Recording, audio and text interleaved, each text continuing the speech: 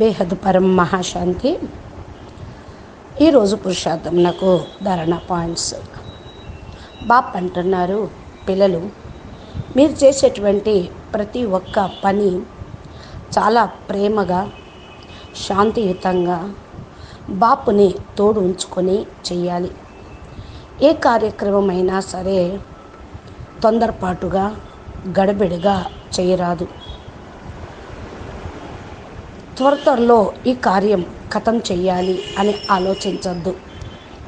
యోగయుక్తంగా ఉంటూ యోగంలో కూర్చొని యోగం జోడించి బాపుతోటి అప్పుడు పని ప్రారంభించండి. దానితోటి ఒక్క సెకండ్లో తమ స్థితి పవర్ఫుల్గా అవుతుంది. బాపుతో పాటు ఉంటూ తమ స్వమానం యొక్క స్మృతిలో ఉంటూ పని చేయాలి. పిల్లలైన మీరు ఎప్పుడైతే బాపుని స్మృతిలో ఉంచుకుంటారో, కర్మ చేస్తూ ఉంటారో, తమకు డబల్ సంపాదన అనేది జరుగుతుంది. ఒకటి మనస, రెండు కర్మణ. యాక్యురేట్గా ఉంటూ స్మృతిలో ఉంటూ చేస్తే డబల్ సంపాదన. ఈ విధంగా ఎప్పుడైతే మీరు బాపు స్మృతిలో ఉంటూ స్వమానంలో ఉంటూ చేస్తూ ఉంటారో అప్పుడే డబల్ సంపాదన అవుతుంది. దీన్నే అంటారు అడుగులో, ప్రతి ఒక్క అడుగులో పదమాలు సంపాదించుకోవటము అని. ఏ కార్యం కోసమైతే, ఏ పిల్లలైతే ప్రతి ఒక్క అడుగు పదమాల సంపాదన చేయటం జరుగుతుందో చాలా త్వరగా బాప్ సమానంగా అయిపోతారు. బాపు యొక్క స్మృతిలో ఉంటూ కర్మ చేయటంతో వాతావరణం తయారవుతుంది. రెండోది, ఫస్టే చెప్పాం కదా,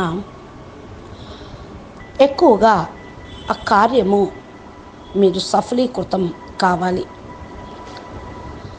సదా ధైర్యతాపూర్వకంగా శాంతిని అనుభూతి పొందుతూ తమతో పాటు ఉంచుకోండి. పిల్లలైన మీరు ఏ కర్మ బంధనాల్లో ఇరుక్కుపోవద్దు. సమయం యొక్క బంధన కూడా ఉండరాదు. బాపు యొక్క ప్రేమ బంధనలో మిమ్మల్ని మీరు బంధించుకోండి. అనగా మనసా వాచ కర్మణ ప్రతి సెకండు బాప్ పరమాత్మ తండ్రి, బాపు యొక్క శ్రీమతం అంటూ చింతన చేయండి. ఎప్పుడైతే పిల్లలైన మీరు ఈ విధంగా తమ దినచర్యను గడుపుతూ ఉంటారో, బాపుతోటి 100% స్నేహము, సహయోగము మరియు శక్తిని తీసుకుంటూ ఉంటారు.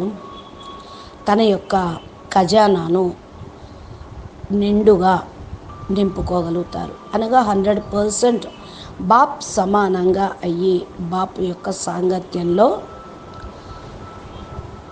సదా ఉండిపోతూ ఉంటారు. బాప్ అయితే ప్రతి సెకండు తన్ను తోడుగా ఉంచుకున్నటువంటి పిల్లలకు బాపు కూడా ప్రతి సెకండు గైడులాగా అయ్యి రక్షిస్తూ ఉంటారు. వారి యొక్క బాధ్యత 100% బాపు తీసుకుంటూ ఉంటారు. అచ్చా, పరం శాంతి. నమస్తే, ధన్యవాదాలు. బేహద్కే బేహద్, పరం పరం పరం. మహాశాంతి హై, మహాశాంతి హై, మహాశాంతి హై. నమస్తే. బేహద్ పరం మహాశాంతి.